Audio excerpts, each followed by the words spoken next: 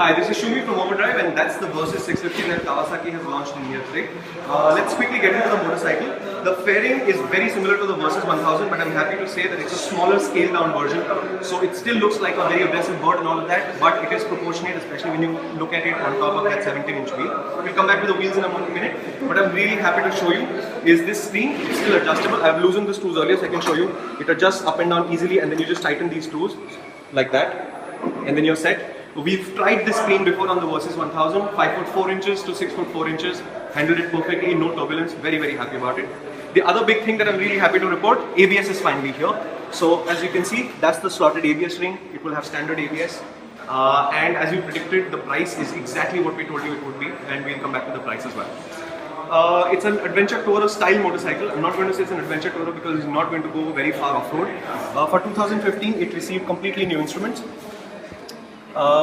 And I don't think it still has a gear indicator, but otherwise it's a fairly comprehensive unit. This of course is the display bike, so it doesn't have fuel in it. Neat and clean switch gear, adjustable levers, it's got all of the basic equipment in place. It's going to be an upright seating position. The foot pegs have been slightly repositioned for this year, and from what we've read on the internet reviews of this motorcycle, we haven't been able to ride it ourselves yet.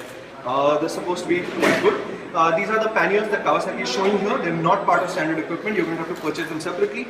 At the back here, you've got new plastics for 2015, sitting on top of a completely new subframe which Kawasaki created so that it could accommodate the load of a pillion and luggage a little bit better. You've got a preload adjuster here. It's remote. Okay, that's how you adjust the preload. It's a good idea because if you have luggage and pillion, you don't really want to be going in there and trying to fiddle. It's much simpler to just turn that thing. It is an upgrade in that sense.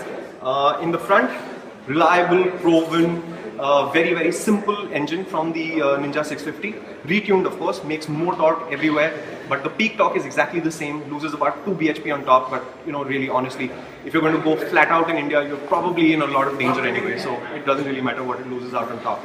Here, that's the adjuster for compression, for rebound, and on the other side is the adjuster for preload. These are Showa's separate function forks, so each fork does a different job. Together they save quite a lot of weight while giving you full adjustability. It's a very good idea, and therefore this is a higher spec motorcycle than the Ninja 650. So the price, we said 1.1 lakh rupees more than that bike. The actual price is 1.2 lakh rupees more than that bike, which I think is a terrific price. You can have this at 7.35 lakh rupees on road Bombay, and I think for that this should prove to be an excellent purchase. All that remains, of course, is to ride it.